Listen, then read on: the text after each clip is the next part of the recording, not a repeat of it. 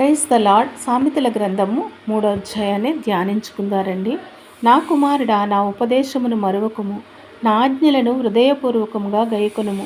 అవి దీర్ఘాయువును సుఖజీవంతో గడుసు సంవత్సరములను శాంతిని నీకు కలుగు చేయను. దయను సత్యమును ఎన్నడను నిన్ను విడిచిపోనీయకము. వాటిని కంఠభూషణముగా ధరించుకొనుము. నీ హృదయమును పలక మీద వాటిని వ్రాసుకొనుము. అప్పుడు దేవుని దృష్టి అందును మానవుల దృష్టి అందును నీవు దయనుంది మంచివాడివని అనిపించుకుందువు. నీ స్వబుద్ధిని ఆధారము చేసుకొనక నీ పూర్ణ హృదయముతో యెహోవా యందు నమ్మకించుము. నీ ప్రవర్తన అంతటి యందు ఆయన అధికారమునకు ఒప్పుకొనుము. అప్పుడు ఆయన నీ త్రోవలను సరళము చేయును. నేను జ్ఞానిని కదా అని నీవు అనుకొనవద్దు. యెహోవా యందు భయభక్తులు కలిగి చెడుతనమును విడిచిపెట్టుము. అప్పుడు నీ దేహమునకు ఆరోగ్యమును, నీ ఎముకలకు సత్తువయు కలుగును. నీ రాబడి అంతటిలో ప్రథమ ఫలమును, నీ ఆస్తిలో భాగమును ఇచ్చి యెహోవాను గనపరచుము. అప్పుడు నీ కోట్లలో ధాన్యము సమృద్ధిగా ఉండును. నీ యొక్క గానుగులలో క్రొత్త ద్రాక్షారసము పైకి పొరలి ప్రవహించు. నా కుమారుడా, యెహోవా శిక్షించును, తృణీకరింపవద్దు. ఆయన గద్దింపునకు విసుగవద్దు. తండ్రి తనకిష్టుడైన కుమారుని గద్దించిన రీతిగా యెహోవా తాను ప్రేమించు వారిని గద్దించును.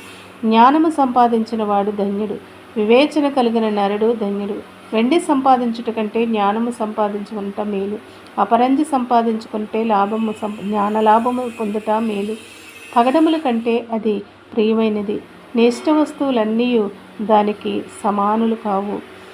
దాని కుడి చేతిలో దీర్ఘాయువును, దాని ఎడమ చేతిలో ధనఘనతలు ఉన్నవి. దాని మార్గములు రమ్య మార్గములు, దాని త్రోవలన్నీ క్షేమకరములు. దాన్ని అవలంబించు వారికి అది జీవవృక్షము. దాన్ని పట్టుకుని వారందరూ ధన్యులు. జ్ఞానము వలన యెహోవా భూమిని స్థాపించెను.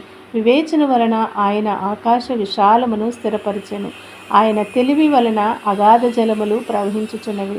మేఘముల నుండి మంచు బిందువులు కురిసి ఉన్నవి.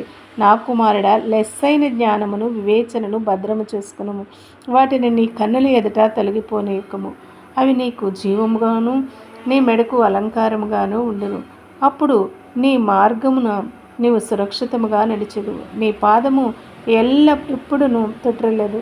పండుకొనినప్పుడు నీవు భయపడవు. నీవు పరుండి సుఖముగా నిద్రించదు. అకస్మాత్తుగా భయము కలిగినప్పుడు, దుర్మార్గులకు నాశనం వచ్చినప్పుడు నీవు భయపడవద్దు. యెహోవా నీకు ఆధారమగును. నీ కాలు చిక్కబడకున్నట్లు ఆయన నిన్ను కాపాడును.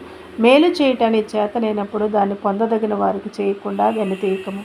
ద్రవ్యము నీ యొద్ద నుండగా రేపు ఇచ్చేదను పోయి రమ్మని నీ పొరుగువానితో అనవద్దు. నీ పొరుగువాడు నీ యొద్ద నిర్భయముగా వానికి అపకారము కల్పించవద్దు. నీకు హాని చేయని వానితో నిర్నిమిత్తముగా జగడమాడవద్దు.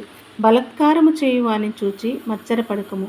వాడు చేయు క్రియలను ఏమాత్రమును చేయగొరవద్దు. కుటిలవర్తనుడు యెహోవాకు అసహ్యుడు. యథార్థవంతులకు ఆయన తోడుగా ఉండును. భక్తిహీనుల ఇంట మీదికి యెహోవా శాపము వచ్చును.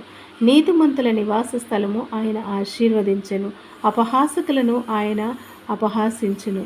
దీనుల ఎడల ఆయన దయచూపును. జ్ఞానులు ఘనతకు స్వతంత్రించుకుందురు, బుద్ధిహీనులు అవమానభరితులగుదురు. దేవుడు ఈ వాక్యమును దీవించి ఆశీర్వదించునుగాక. ఆమేన్. God bless you all.